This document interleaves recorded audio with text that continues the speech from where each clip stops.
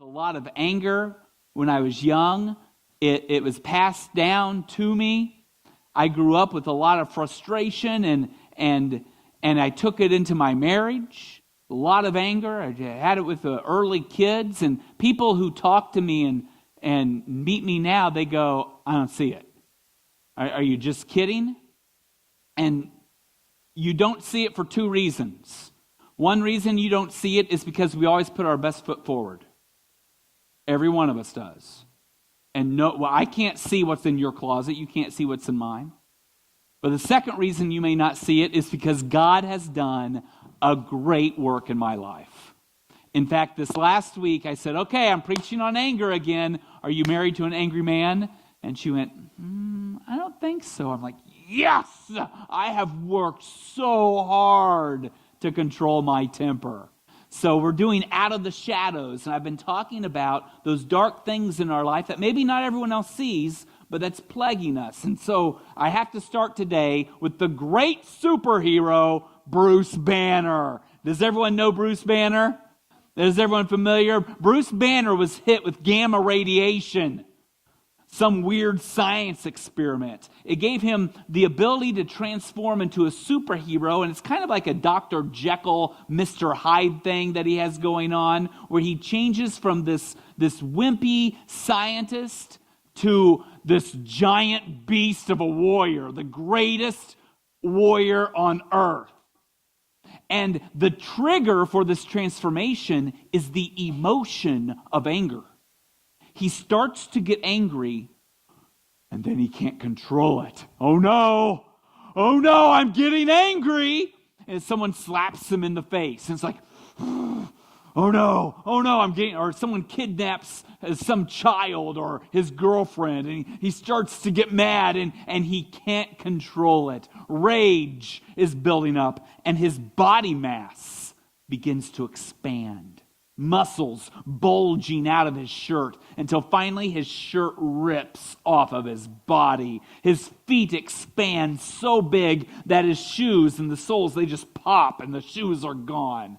Fortunately, Bruce Banner has magical purple pants that expand with him. No matter how big he gets, those pants help to always have a child-rated version, whether it's comic books or movies. Those purple pants just grow with him, and they shrink with him as well. I mean, they're magical. They're great. And then his body will turn green, and he becomes the Incredible Hulk. And he's not as smart, he's not really being logical, but he's got a lot of rage and a lot of power.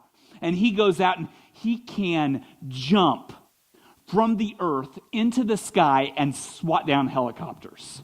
I mean, he can jump over giant buildings. It looks like he can jump for miles sometimes. He can take both of his hands and smack them together, and it sends this shock wave that breaks glass and knocks down his opponent. He is bulletproof. They fire a tank at him. You fire a bazooka, boom, it blasts off of his chest. And he seems to be pretty quick, too. I mean, something comes firing at him, he just reaches around and grabs it and throws it right back. He can pick up a tank and chuck it for miles. He's powerful and mighty and a hero. My little 3-year-old right now will pretend to be the Incredible Hulk.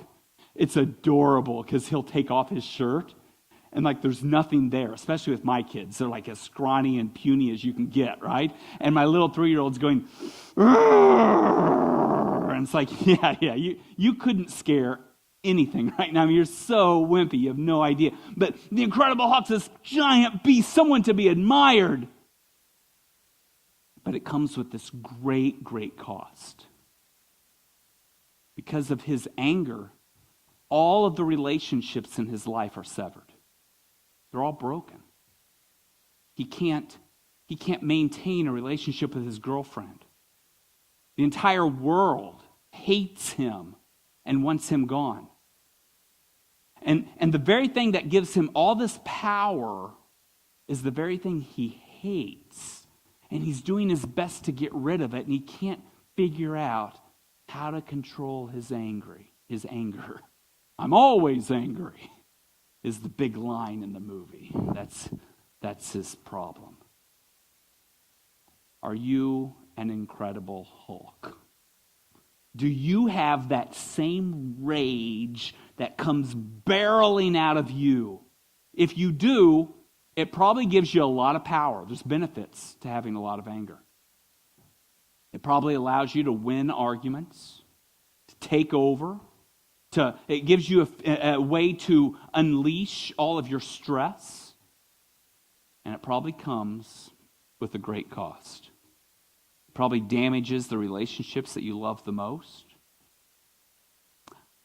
It's a feel-good emotion. It really is. If you have anger in your life, if you don't, you probably don't even get what I'm saying right now. But there's something that feels really good about being angry. It's a feel-good emotion. You feel really powerful, and you lean into it a little bit. It's also a very dangerous emotion. There's a couple verses in the book of James that I had spent a lot of time over the years meditating and praying over. In fact, my main prayer, and the thing that probably influenced my life more when it comes to my temper than anything else, has been my children. I have continually prayed, Lord, please do not pass this anger onto them. Let it die with me. Please, Lord, I don't want them to have the same Incredible Hulk anger that I've had. Let it die. And these two verses have really impacted my life. It's found in the book of James chapter 1. James is very practical, and we will be extremely practical tonight. So if you do struggle with an anger problem like I have, this message is definitely for you. My dear brothers and sisters, take note of this.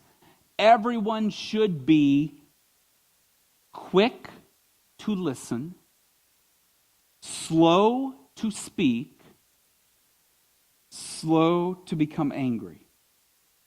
Because human anger does not produce the righteousness that God desires. A couple of quick observations, and then I'll break this down very practically. Quick observations. First, notice this. It doesn't say to get rid of all your anger.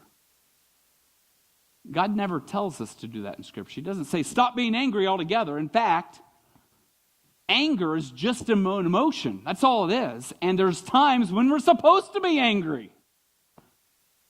God gets angry all the time. In fact, his anger is so bad, we call it wrath. That's how bad his anger is. He's a wrathful God. His way is in the whirlwind and the storm, and the clouds are a dust of his feet. He rebukes the sea and dries it up, and all the rivers run dry. This is all describing his anger. He's a terrible God. But he's slow to anger. Jesus got angry. Jesus went into the temple, knocked over tables, grabbed a whip. It doesn't say he struck people with it. I don't know did he whip the money changers also? Get out of here. He at least whipped the animals. He used the whip on something. And all the money changers and all the animals scooted out. He did a little spring cleaning. And he did it twice. 2 times he did that. Good grief. He's like, get out of here. You have turned my Father's house into a den of thieves. It's supposed to be a house of prayer. God got angry, gets angry. Jesus got angry. There's nothing wrong with anger. I also notice this. The major theme of the 2 verses is to slow down. Slow it down. And I found this to be true. When anger is slow, it's usually godly. When it took time to get angry, it took a lot of time. It's a slow burn, long fuse. Then when anger is unleashed, it usually is just. And when it's quick and fast, flying off the handle, it's usually horrible. It's usually very sinful and wrong. The speed at which you get angry is oftentimes more important than what you get angry about. I've been in a room with someone before that would get so angry because a fly came over and annoyed him. Has anyone been around someone that just has quick temper? There's a fly here. Like, what just happened? And then it's gone. That kind of anger is so dangerous. But a slow build is so fruitful. So here's a few things that I have done to try to slow my anger down. I came across an acrostic a few years ago, HALT, H-A-L-T. Has anyone ever heard of the acrostic HALT? No one? Saved my life. I changed it. I added a P to it. Mine is HALT. I added a P to the end. And what it is it's truly an effort to slow down my frustration. I would get angry or I'm irritated and I'd feel my anger getting ready to fly out and I would pause and go, okay, halt. Right now, am I hungry? Now, there's some of you going, oh, good grief. But I would do this. I had to just slow myself down. I don't always know why I'm angry. Just because I have angry feelings doesn't mean I actually have anger. This has happened throughout my whole life, where there's something else that's irritating me and I don't know why, and I'm not slow enough to anger to be able to identify what's actually going on with my body. God created us as spiritual beings, but He also created us as biological beings. We're physical.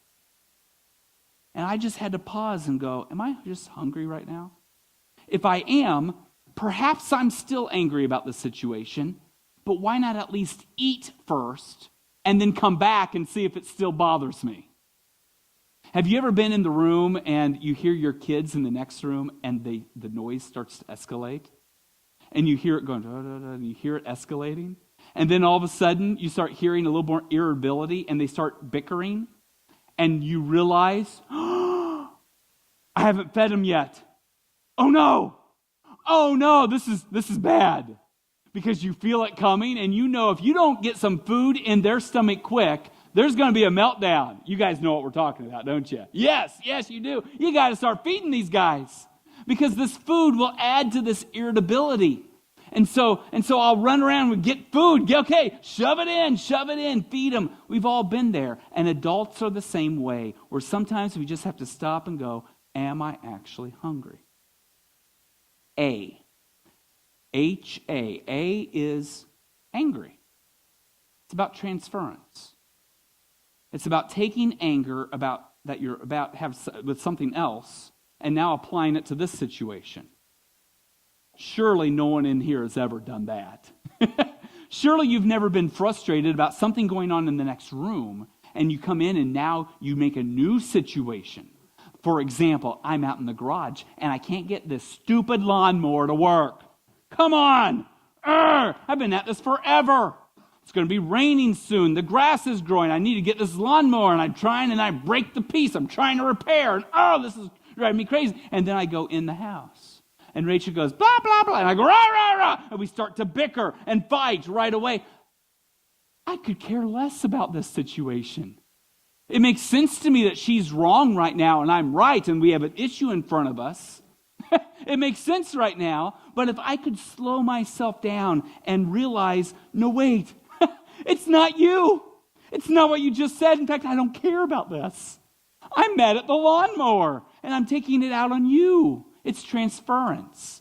Slow yourself down. Halt. Am I hungry? Am I just angry about something else? If you can slow yourself down, you'll be so grateful. Because you may not even be angry. L. L relates more to women here, but this can also relate to some men, and it's lonely. Am I hungry? Am I angry? Am I just lonely? A lot of women do this, where they feel as though they've been neglected. They feel as though they really haven't been loved. And they're frustrated at the lack of the relationship. And so a situation comes up, and it's an opportunity for me to share my frustration with our entire relationship, and I treat this issue like it's what's important, and that's what's making me mad, when really it's just the fact I want to be closer to you. It can be very damaging to be talking about the wrong issue in the midst of frustration. Just stop. Halt. If you're a hothead and you're a lady, just ask yourself, is this really what I'm angry with right now?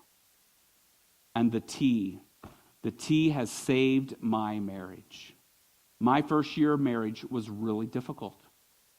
We would argue and fight almost every single night, and I'm sure there's no one in here that does that. I'm sure your household has no fighting at all. We did. Our fighting would go something like this. It would usually be late at night, and it would start over something really stupid, like what we were going to eat, or what we needed to do the next day, or what we didn't get done today, or it would be over something silly, and I would feel like she was nitpicking me, and she'd feel like I was being short and rude to her. And finally, the Incredible Hulk just couldn't take it anymore. Roar! And I'd turn and I'd yell, "What are you doing?" And I found out my wife is a professional door slammer. She is an expert. She can slam doors left and right like it's nothing. And that is my weakness. I'm incapable of truly yelling powerfully through a slammed door. Oh, man, what do you do now the door's been slammed? T is tired. My first year of marriage was so hard, and it was a couple weeks after our anniversary. We're having an argument, and if I remember it correctly, I'm pretty sure we were arguing about who had the remote control last because we couldn't find it. This is worthy. You really need to have a good argument when you're young about where the remote control is. This is really important, So stupid. And we're arguing about it, and I looked in the living room at my wife who has all this anger. She's looking at me. Except when I looked at her, I noticed there was something else in her eyes. It wasn't just anger. Do you know what else it was? Fatigue. I looked and I saw big rings under both of her eyes. And I said, "Rachel?" She's expecting me to come back with another big smack. And I was like, "Rachel, I'm tired right now. Are you physically tired?" And she looked at me and she said, "I'm exhausted." I'm like, well, what if we just agreed that if we're tired, we'll go to bed? You see, we were young. We were both in college. We were doing full-time jobs. We're overloaded. We have bad young habits where we're staying up way later than we should. We're not eating right. There's nothing about our situation where we actually are thinking clearly, and we're exhausted and bickering and allowing this to add to irritation. And I want you to know something. We almost stopped fighting completely by just going to bed. As silly as that is, we just halt. Am I hungry? Am I angry? Am I lonely? Am I tired? So often our problem for us was we were tired. Now, when I turned around 38, 39 a few years ago, I added a P. I added a P to my halt. I started examining myself because I've gotten used to, before I react, I just need to pause and slow this down. What am I actually angry about? Am I truly angry? And I added a P, which is go to the restroom. Just go to the restroom. So many times with kids especially, there'd be something really annoying me, and I'm like, "Oh, this is really driving me crazy. Will you just stop doing this?" And I'll start getting on to them, and then I'll all of a sudden pause and go, "Why am I getting on to them so much? I have to go to the restroom." I do. Surely no one in here has this problem. Surely no one else in here starts getting irritated just because they're not aware of what their body is telling them. But I did. And so I've added a P to it. Just pause. Okay, I'll go then I'm fine. I come out, okay, we're all good now. All I had to do was go to the restroom. You see, just because you have angry emotions doesn't mean you're actually angry.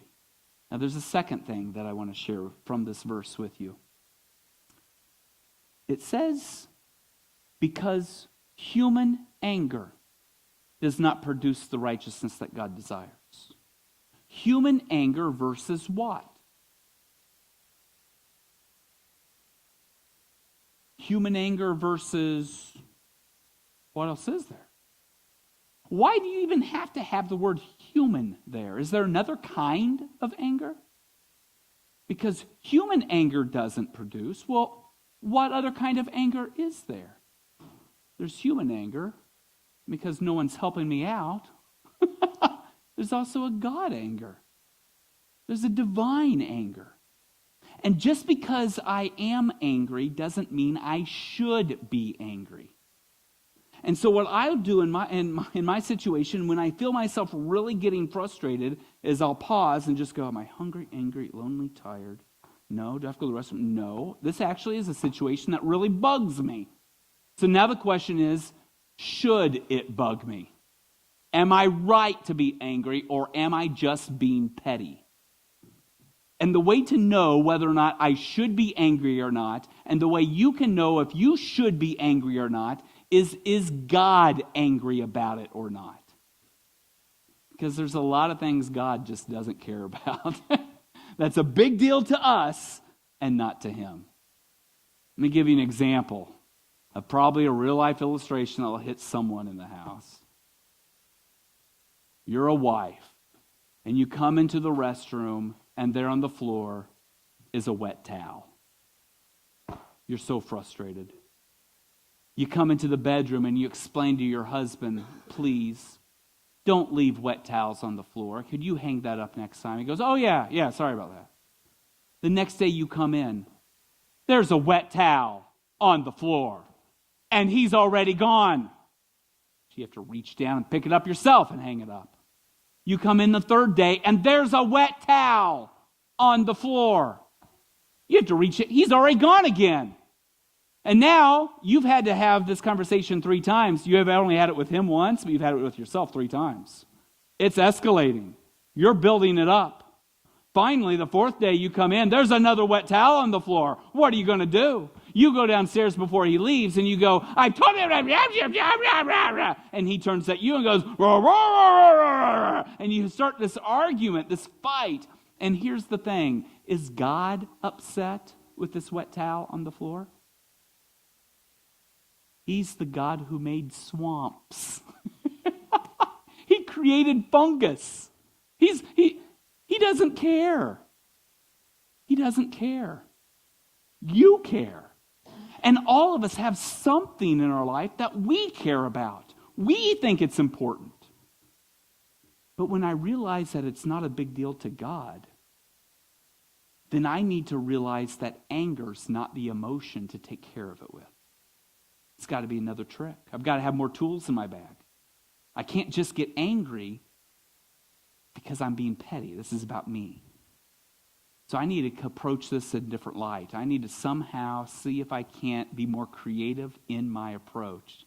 Can I turn that head of the household's head to face a different way by using some positive reinforcement?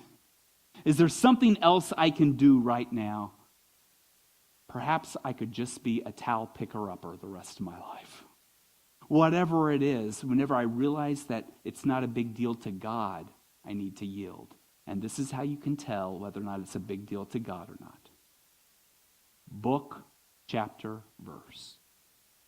Is there a verse in the Bible that lets us know that God's upset? He does get angry. He gets angry at injustice when innocent blood gets spilled. He gets angry at lies and gossip and deceit. And there are things he gets upset with and angry with. Is this one of those? And so whenever I feel anger boiling up, I've started to pause. I've been doing this for years. Halt. And then, is this something to actually get angry about, though, is God angry with it.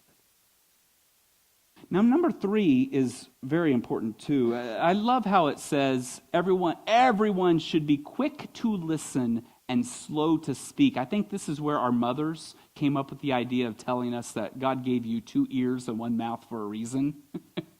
That we should be very quick to listen and very slow to speak. And this is just something I continually think about. Can I just forgive the situation right now?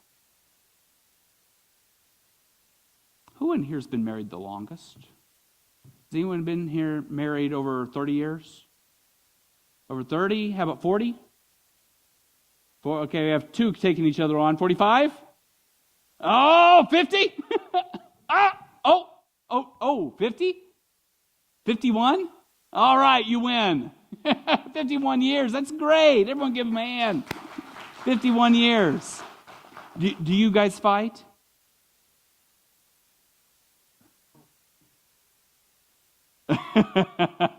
Well, okay. Well, for many years, I love to interview people who've been married a long time. And I'll go over and I'll interview someone. They've been married 40, 50, 60 years. And I'll ask them a lot of questions. I'll have so many couples who've been married a long time that have told me this. They'll say, we don't ever fight. I'm like, what? Well, then, like 10 minutes later, I'll listen. And I'll listen to them bickering. Like, hey, you just told me you never fight. But I'll watch. They're like, they'll pick each other. And then one of them will just roll their eyes. And it's done. It's not that they don't ever fight. It's they've learned to forgive each other that fast. They just throw out forgiveness like it's nothing. Whatever. Boom. It's gone. Forgiven, forgiven, forgiven, forgiven. They've learned to throw out all these forgivenesses. They've learned to be quick to listen, slow to speak, slow to become angry. What can I do right now to just ease this tension? Just roll my eyes and it's over. Forgive very quickly. Forgive. In life, someone is going to throw a rock at you. It's going to happen. Probably happened today. You're driving down the road and someone cuts you off.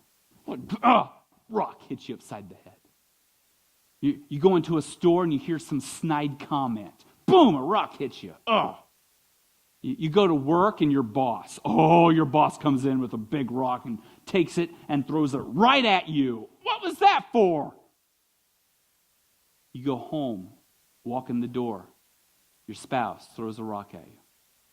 When someone throws a rock at you, there's always 4 things you can do with it. You have 4 options. Option number 1, when someone throws a rock at you, you can pick that rock up and throw it right back at them. Oh, yeah? And you probably will throw it a little bit harder than they threw it at you. Happens all. Surely there's no one in here that's a rock thrower. Throw a rock at me, I throw it right back at you. Punch back. Some people, when they get a rock thrown at them, they pick the rock and they turn it at someone else and they throw the rock at that person. I've had that happen to me many times. Where all of a sudden someone threw a rock at me. I'm like, what? I'm sitting over here. I didn't do anything. But someone threw a rock at you, so then you throw that. So you can throw a rock back at the person that threw it at you, or you can throw it at someone else. Number 3, someone throws a rock at you. This might be the most destructive thing you can do, but a lot of people do it. You can just keep the rock. You can carry it around with you. Take it everywhere you go. Someone else throws another rock at you, you've got 2, 3, 4, 5. You just keep carrying all these rocks. Maybe it's the same person that keeps chucking them your way, and you carry all these rocks with you. It's destructive because it will wear you down. It'll make you tired. And finally, someday you'll have to drop all those rocks some point because they'll get too heavy. Your 4th option, though, when someone throws a rock at you, is you can take the rock and you can drop it. And dropping the rock is the same as forgiveness. When you drop the rock, you forgive them. And that's what God calls us to do. To be a type of people that's slowing our anger down so much, listening to someone else and placing someone else's values over my own. I'd rather spend time listening to you and helping you work through whatever than sharing all my frustrations with you. Can I just forgive you and get over with it? And here's something that's very true. If there is nothing, so if you're angry with someone else and there's nothing they can do to fix the problem, then they're not the problem. You are. And God's calling you to let it go, to forgive, and to move on. Finally, if I can slow myself down with all of this, and I can analyze and go, okay, am I actually angry? Okay, I am, but should I be angry? Okay, yes, even God's angry, but can I just get rid of this whole situation by forgiving it? If you can't just forgive it because the cause is too great, the cost is too high. There's a great injustice being done here. It's affecting way too many people. This is something we all need to get angry about. Because of innocent blood being shed, because children ought to grow up with the parents in the house, because elderly shouldn't be treated like this. Whatever it is, there are times when we need to get angry. And when we do, if we can slow ourselves down and then go, okay, now I am supposed to be angry. How can I make sure God is represented well through my stand? And it's the type of anger where you stand up and you're resolute and you say, we're going to do it this way because it has to be done. And God is my witness. I'll stand my ground. I will not let someone push me down. We're walking out this door. I'm climbing that hill. I'm drawing a line. I'm clenching my fists. I'm gritting my teeth. I will not be shaken. It's the type of anger that causes you to stand up for what's right. And that's the type of anger God wants in his people. Not the kind of incredible hawk anger that goes flying in the air, but the kind of anger that fights for injustice and the underdog and stands up for holy and just causes. If we can go through this thing, and if you struggle with anger, I want you to think about what I go through then. Because this is a long process. I really go, oh, I'm so frustrated. Hungry, angry, lonely, tired. Do I just have to pee? No, okay. Is God angry? Yes, God's angry about this. He is. Can I just forgive it? No, the cause is too great. This isn't just about me. I've got to stand up. By the time you go through all this, and then it's easier to think through, what's the best strategy to move forward? And how can I make God look really good through his people through all this? So that's the practical message. And here is the best news of them all. This is what I celebrate more than anything else. Is I know that Satan is going to continue to tempt my children just like he's tempted me. But God has answered my prayer. I look down at my children and I go, they're not angry. It has died with, thank you, Jesus. Thank you, Lord. I pray so hard that they will be children who will be able to have anger when it's time, but will not have anger rule their lives.